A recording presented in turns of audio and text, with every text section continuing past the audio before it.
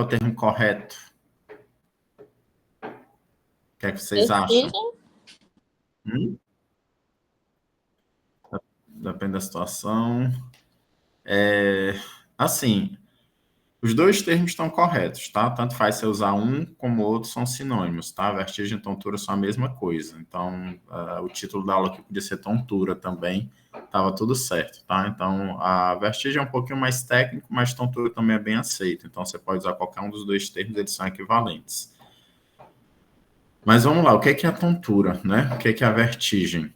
Conceito mesmo, conceito de dicionário, né, de Wikipédia, a tontura é o estado mórbido em que a pessoa tem a impressão de que tudo lhe gira em torno, estado de tonto, zonzo, né?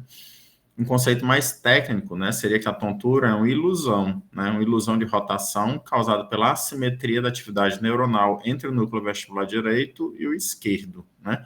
Então, quando você tem alguma disfunção da via vestibular de um dos lados para a dominação do outro lado, que vai empurrar a pessoa para o lado da lesão. Isso dá uma sensação de rotação, mas é uma ilusão. A pessoa diz, está tudo rodando. Se olha para a pessoa, ela não está rodando, né? E não tem nada rodando. Então, é só a ilusão de que as coisas estão rodando.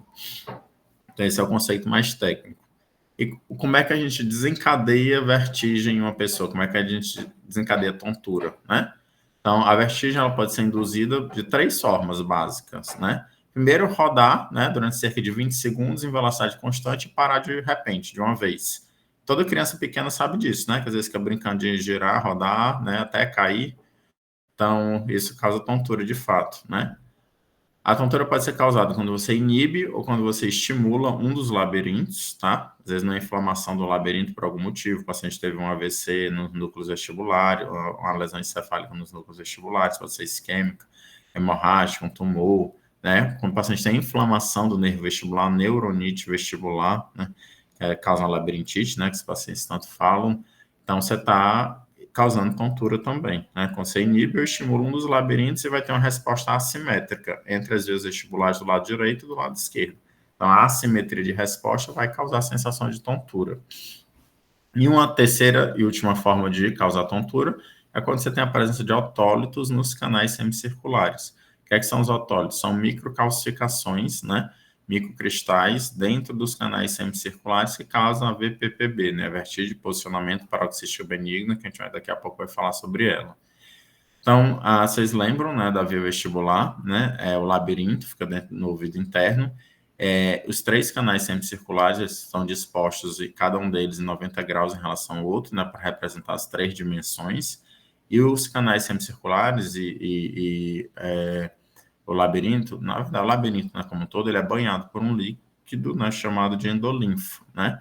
Que o movimento desse líquido dentro do labirinto que vai movimentar as células ciliadas, né, que tem contato com as terminações nervosas do nervo vestibular, e o movimento dessas células ciliadas, né, vão disparar o potencial de ação no nervo vestibular, e conforme o movimento para um lado ou para o outro, né, você vai ter a noção de posição que você está, né, pela informação que vai através do nervo vestibular.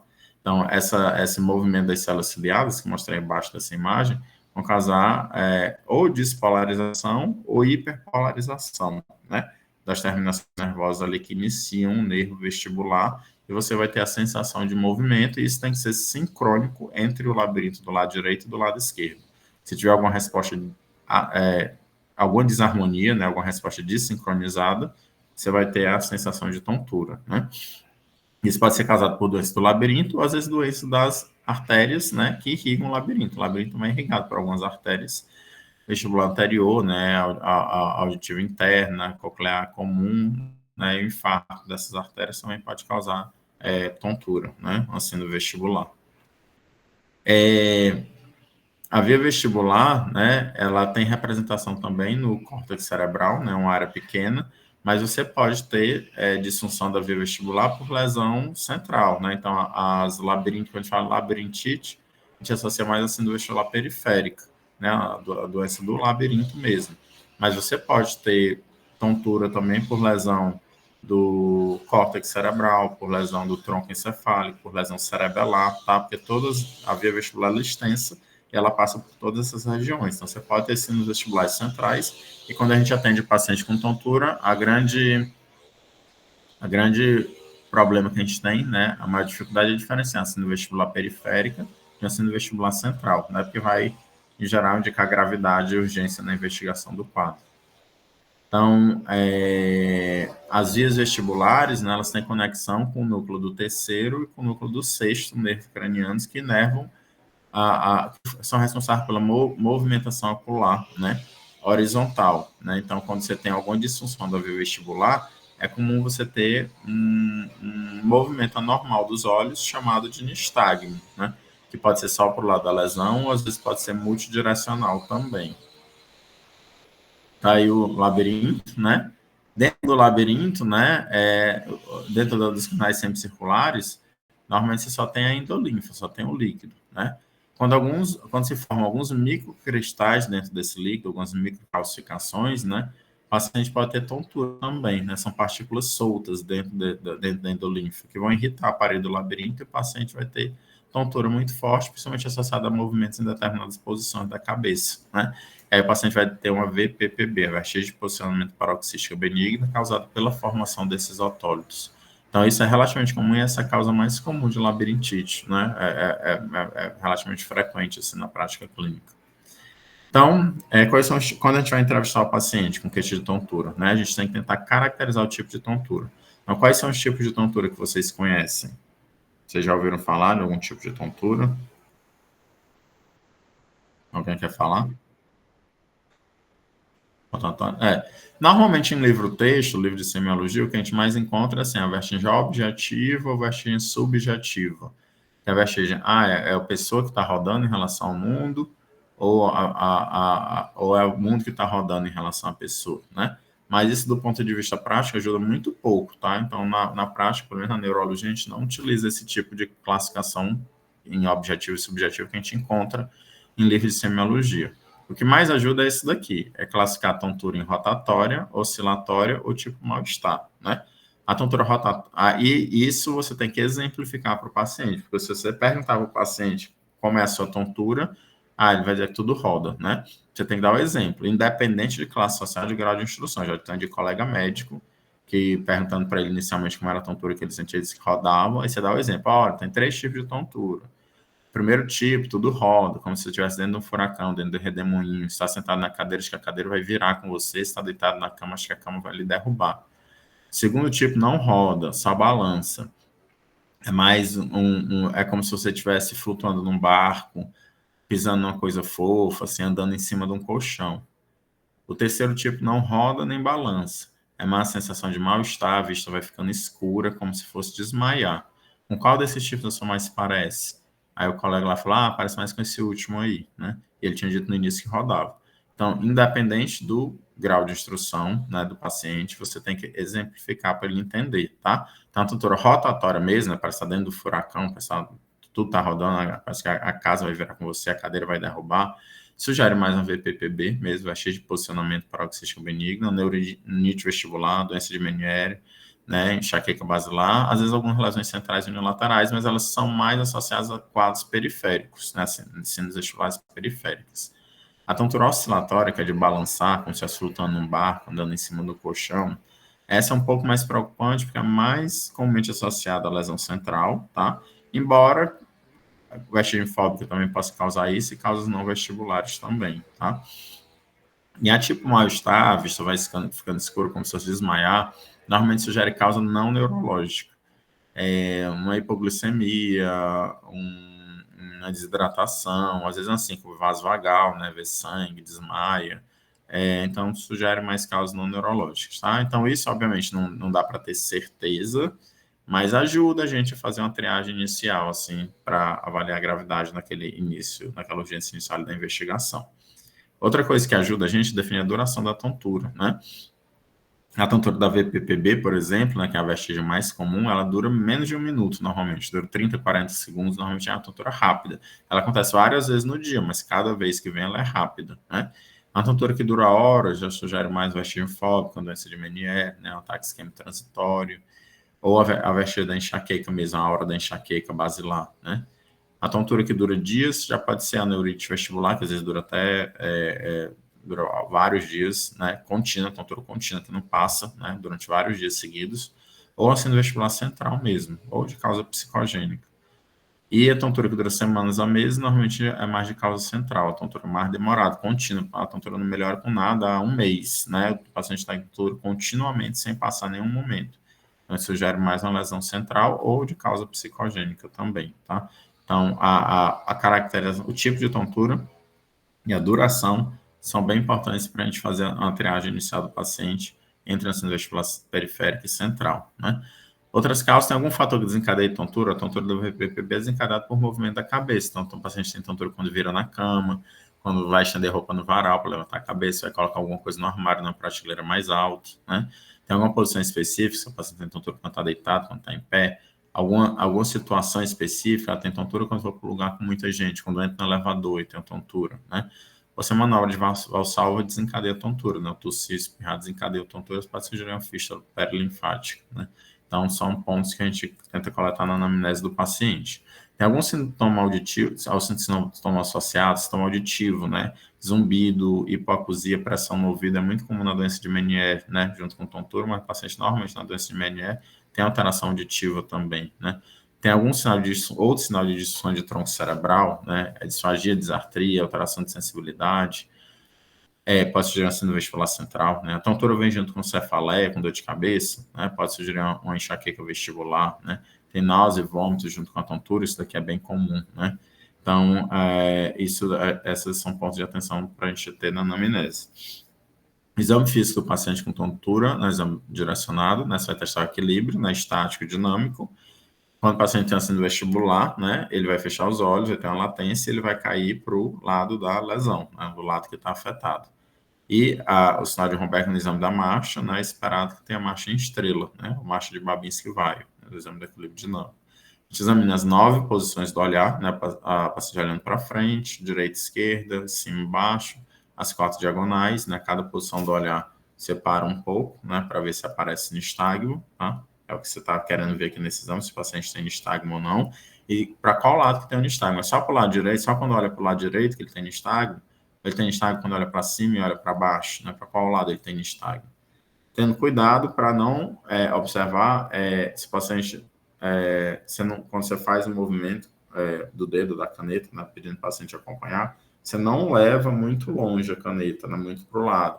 Porque o nistagmo da mirada extrema, isso daí todo mundo tem, né? Por quê? Porque aí, o olho esquerdo do paciente está fixando o objeto, mas o olho direito, ele não consegue fixar porque o nariz está no meio, tá? Então, aí o paciente vai ter uma informação desincronizada para o cérebro e vai aparecer um nistagmo rápido quando você faz a mirada extrema. Então, a gente tem cuidado de não levar, né? Não pedir para o paciente olhar para muito lateral demais, né? Quando está fazendo o exame. Nistagmo espontâneo, às vezes a gente não precisa desse óculos, aí a gente chama óculos de Frenzel, que é como se fosse uma lupa invertida, para aumentar o tamanho do olho do paciente, para o examinador perceber melhor o nistagmo. Às vezes você já vê o olho bater, o paciente olhando para frente, posição primária, o olho do paciente fica batendo, né, sabe que ele tem nistagmo espontâneo. Se tiver o óculos de Frenzel, né, que é essa lupa, você coloca e você percebe melhor, né, se não dá para perceber sem a lupa. Nistagmo de provocação, isso daqui todo mundo tem, né? Se você pegar uma pessoa e chacoalhar a cabeça dela bem rápido para um lado e para o outro, e depois colocar o óculos de frente, você vai ver que aparece um nistagmo, tá?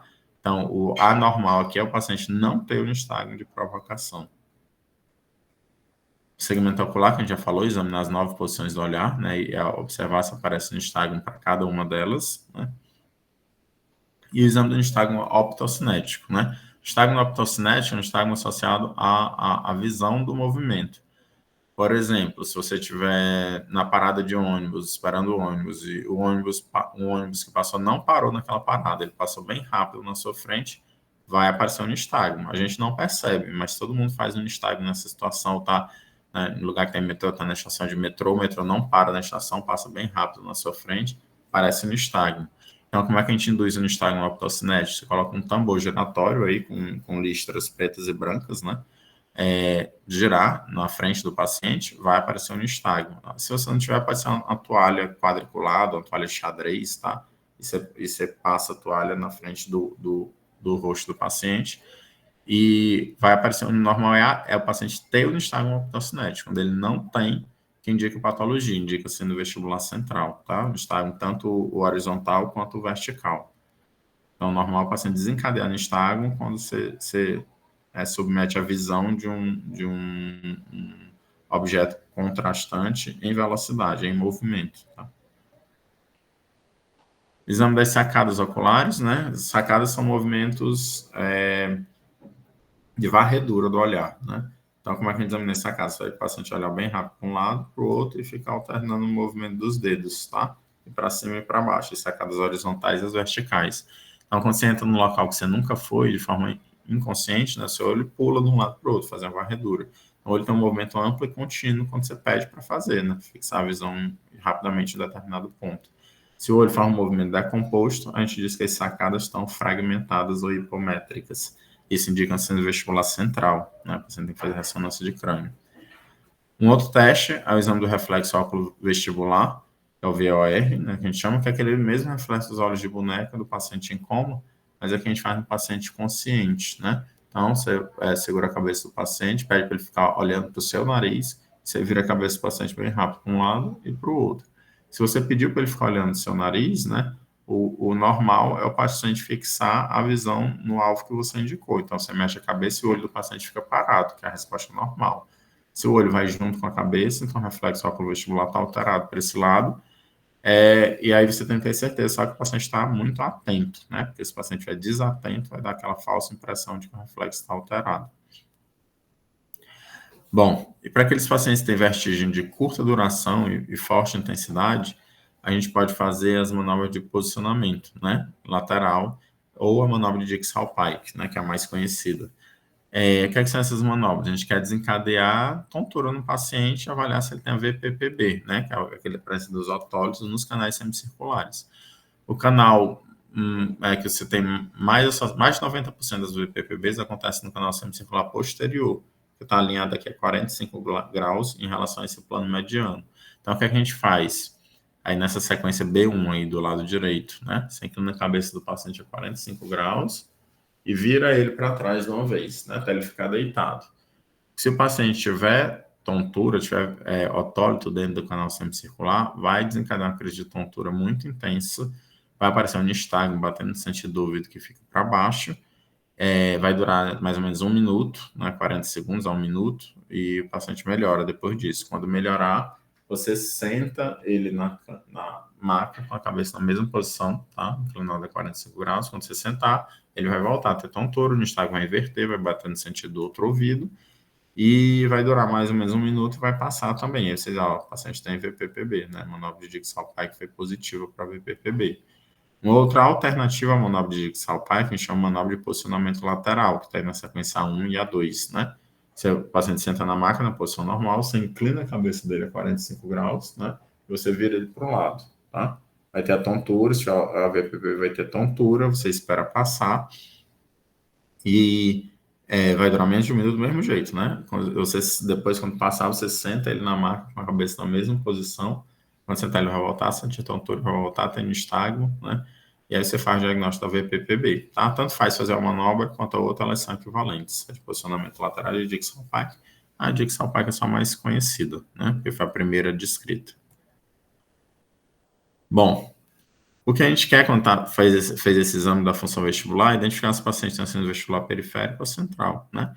Então, a síndrome vestibular é periférica, quando o paciente tem queixa de tontura, e o nistagmo tem fase rápida com o lado contrário, lesão, né? E ele aparece no nistagmo, normalmente é unidirecional, né? Quando o paciente olha para o lado da lesão, né?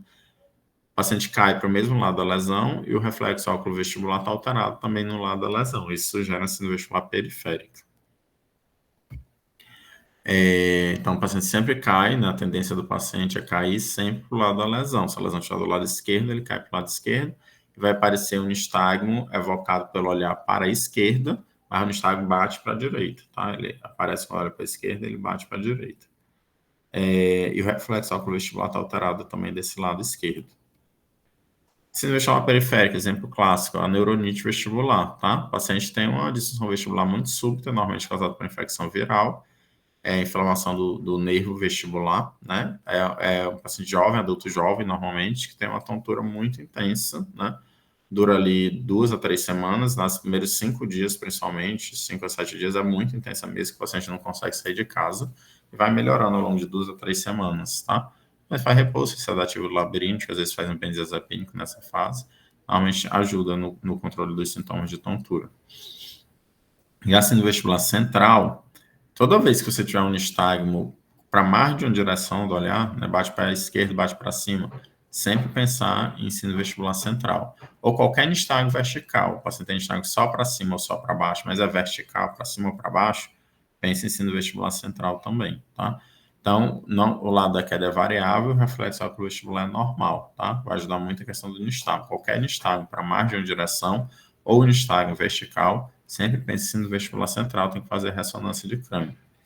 E aí, aqui o ideal é fazer a ressonância mesmo, porque normalmente a via vestibular passa por tronco encefálico, por cerebelo, a fossa posterior, estruturas da fossa posterior que não são muito bem visualizadas na tomografia. Aqui o ideal é fazer a ressonância mesmo, é paciente com infarto cerebral extenso, um quadro de tontura, né, que dura várias semanas.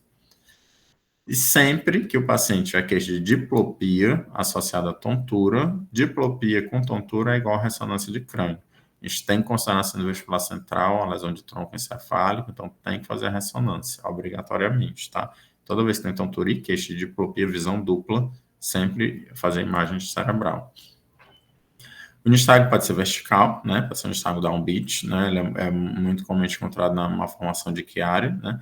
Normalmente por lesão cerebelar mesmo, então é um quadro central também, então tem que fazer ressonância de crânio. Tanto o nistagmo para baixo como o nistagmo para cima, né? O upbeat são nistagmos de causa central, então a gente tem que investigar com imagem cerebral, de preferência ressonância. Bom, a VPPB, né, é a vestígio de posicionamento paroxístico benigno, é a formação de microcristais dentro dos canais semicirculares, né, do labirinto. Normalmente, esses cristais não estão nos canais semicirculares, eles estão no utrículo, né, ou no sáculo. Mas, quando eles passam para dentro dos canais semicirculares, eles podem desencadear, estão no lugar errado, né, então eles podem desencadear crise de tontura. Tem uma causa específica? Não, é um tipo de litíase, né? Tem gente que tem litíase biliar, litíase renal, né? É uma litíase no labirinto, né? Tem uma causa? Não, é mais comum na meia-idade. É mais raro em paciente jovem, mas depois dos 50 anos, 60 anos de idade, é relativamente comum, tá? Então, aí é o aspecto do otólito, né? Que é a microcalcificação. Quando eles ficam soltos dentro dos canais semicirculares, principalmente o posterior, que é mais comum, pela posição mais comum, eles irem para dentro do canal semicircular posterior, podem irritar a parede do labirinto, causar a movimentação normal das células ciliadas e causar uma tontura muito intensa, tá? Então, o canal semicircular posterior está alinhado em 45 graus em relação a esse plano mediano, aí transverso, né? Então, a gente sempre, quando vai examinar VPPB, inclina a manobra de Salpike novamente, você inclina a cabeça do paciente a 45 graus e vira ele para trás bem rápido. Vai aparecer, aí tem que ser rápido mesmo, tá? Para meio que parece até um golpe de judô, né? Se você fizer devagar, às vezes você pode não desencadear a crise de tontura, não ter a resposta esperada. Então, o paciente vai ter a tontura, né? Bastante intensa, vai melhorar, depois você levanta o paciente com a cabeça na mesma posição. A manobra de correção que a gente faz para o VPPB, né? Está ilustrada aí na imagem, é a manobra de Epley, né? Quando você encontra aí, a paciente aí dessa imagem acima, do nosso lado esquerdo, em cima, ela tem a VPPB do lado direito dela, né? Aí, o que é que você faz para corrigir? Vira a cabeça dela para o lado esquerdo, ela inclina o corpo, o tronco para o lado esquerdo, deita de lado, né? E depois senta, né? Com a cabeça encostando no peito, tá? Essa é uma manobra de correção no consultório que a gente pode fazer com o paciente, a gente chama uma manobra de Epley.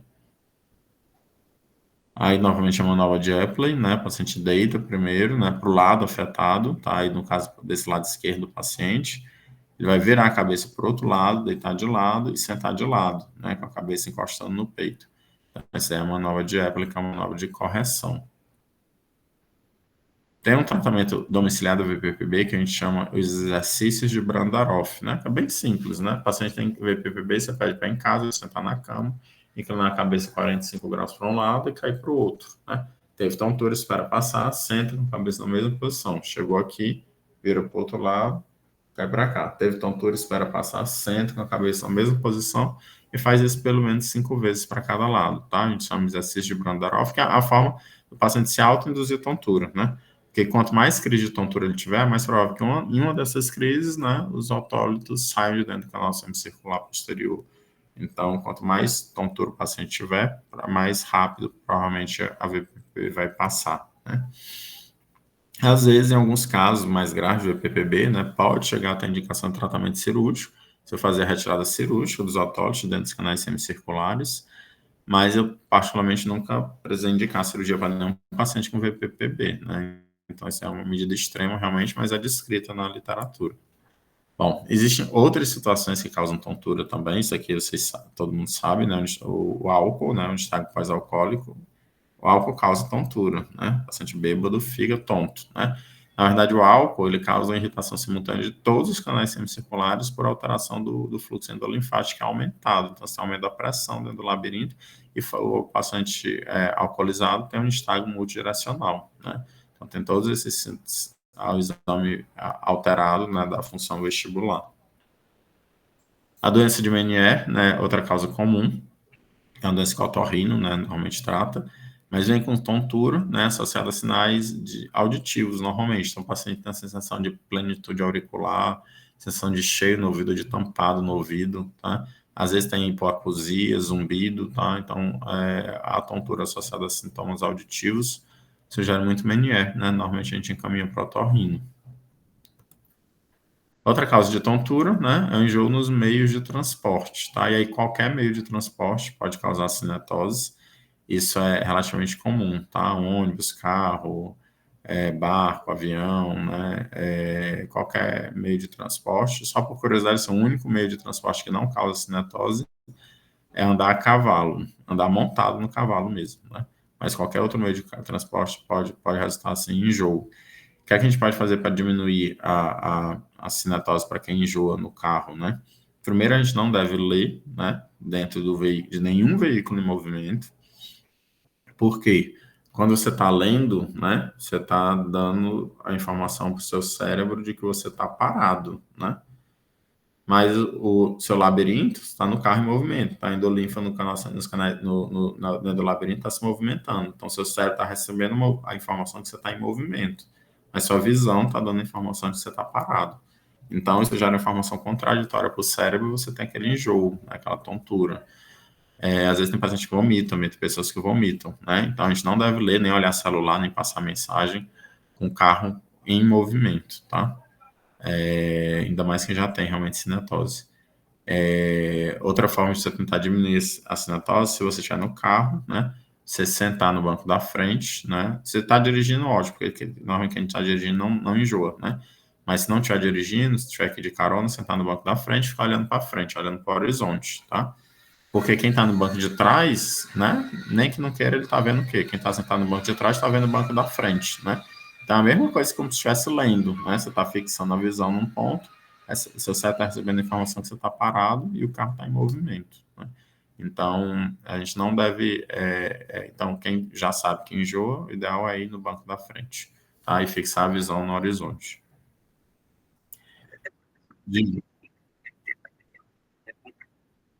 Sim. Sim, pode ser. Você pode tomar algum sedativo labiríntico, né, antes de viajar, né, tudo bem. Se você já sabe que enjoa, né, já sabe que isso vai acontecer, é uma alternativa válida também, né, você pode fazer isso, sim, tá? Mas ainda assim não deve, por exemplo, ler, né, dentro quando você está em movimento, você não deve estar lendo, nem olhando o celular, né, a leitura também. Outra causa de tontura, né, vertigem migranosa, é enxaqueca vestibular, né, na verdade. Então, a crise que vem associada à dor de cabeça é muito comum, é relativamente comum o paciente ter dor de cabeça também ter tontura. E aí, quando você faz diagnóstico de enxaqueca vestibular, você vai fazer o tratamento da enxaqueca, que a tontura, consequentemente, vai melhorar também, tá? Isso aqui é relativamente comum. A vertigem fóbica, tá? Que hoje até mudou de nome, tá? A vertigem fóbica eu acho um nome mais fácil, né? Mais didático. Mas hoje ela é conhecida como TPPP, que é transtorno postural perceptual persistente, tá?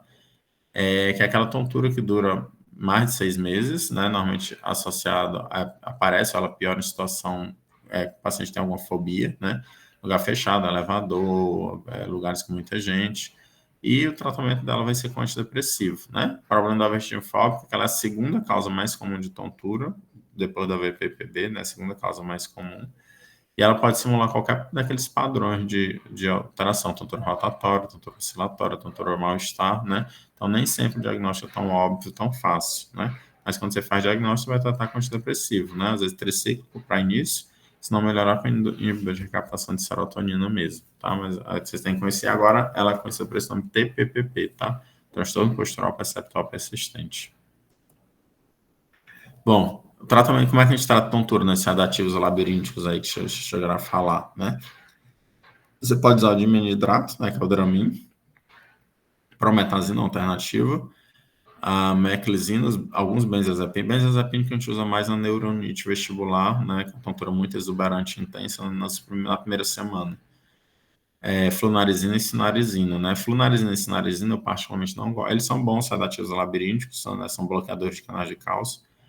E você pode usar assim para o paciente tomar por uma semana, tá? O problema é que muitos pacientes não tomam uma semana, eles ficam tomando meses ou anos, né? Aquelas vertigens crônicas. E aí, quando vai ver, eles fazem um parkinsonismo secundário, o uso crônico de flunarizina e sinarizina, tá? Então, a meclizina eu prefiro, é mais seguro, tá? E a betaestina também, né? Que é do Labirin, né? Que também é relativamente comum hoje, tá? A meclizina e a betaestina, elas são mais seguras para uso assim, um pouco mais prolongado, embora nenhum deles, assim, o paciente deve ficar fazendo uso por um ano ou mais, né? Mesmo a meclizina ou a betaestina, você vai usar por um mês, 2 meses no máximo, né? Não são medicações para uso contínuo, mas são tratamentos sintomáticos, né, da tontura. O que mais ajuda a tontura, na verdade, é a reabilitação vestibular, né, que é isso? É você se submeter a situações que causam desconforto, causam desequilíbrio, né? Vai colocar em situações de instabilidade, né, para ir se habituando com aquela sensação nova, né, instável, né? Porque a gente tem até aquela expressão, marinheiro de primeira viagem, né? Na primeira viagem ele enjoa, vomita, né? Mas depois que ele começa a viajar, entrar no barco todo dia, né? Depois de um tempo ele não enjoa mais. Por quê? Porque o sistema vestibular dele se habituou àquela nova condição. A aeromoça não enjoa no avião, por exemplo, porque ela está habituada, né? Aquela situação, né? Balanço do avião. Então, assim, na verdade, o que mais melhora a sensação de tontura é você começar a se submeter ao desconforto da tontura, a se autoinduzir a tontura. E quanto mais você tem, né, em algum momento você vai se habituar àquela situação e aquilo vai parar de te incomodar, né? Você vai parar de perceber, tá? Então, a reabilitação vestibular, embora não seja tão comentada, ela é importante para aquelas vertigens crônicas, né? Quando o paciente tem aquilo com frequência ou aquelas vertigens que são mais contínuas. Certo, gente? Certo. Então, era isso da aula de hoje. Vocês têm alguma pergunta?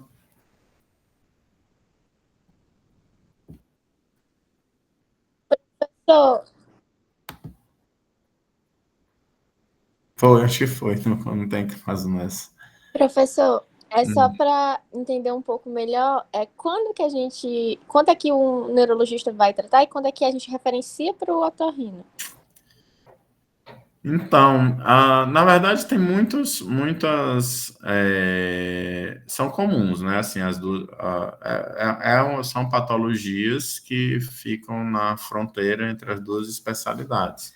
Então, assim, o neurologista ele consegue avaliar bem, né? Sino vestibular periférica, né? E se for sino vestibular central, suspeita sino vestibular central é sempre o neurologista, tá? Mas na neurologia a gente também pode conduzir, sendo vestibulares periféricas, tá?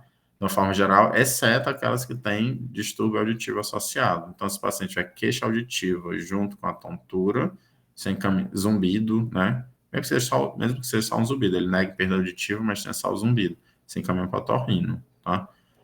Se tiver sensação de plenitude, sensação de tampado no ouvido, sem caminho para otorrino, tá? Agora, nas outras condições todas, normalmente o neurologista pode avaliar esses pacientes e conduzir, tá? Muitas vezes, que a gente vê também para esses pacientes com tontura, muitas vezes eles fazem exames desnecessários, exames complementares desnecessários. Seria aqui que eu falei a aula inteira para vocês, eu não falei de nenhum exame, porque na neurologia a gente não pede não anda pedindo vector, eletroestalografia, né? A gente não precisa disso para fazer diagnóstico. O diagnóstico é feito pelo exame físico. Então, muitas vezes a gente já recebe paciente que vem do otorrino, às vezes vem com vários exames, né, verrinte, e assim, são exames que são indicados só naqueles casos de dúvida, né? Não são exames que são, assim, absolutamente necessários para uma avaliação inicial do paciente, né? Então, para o otorrino, normalmente a gente caminha, realmente pede quando o paciente tem queixa auditiva associada, né? E precisa realmente da avaliação do otorrino, certo? Certo, obrigada.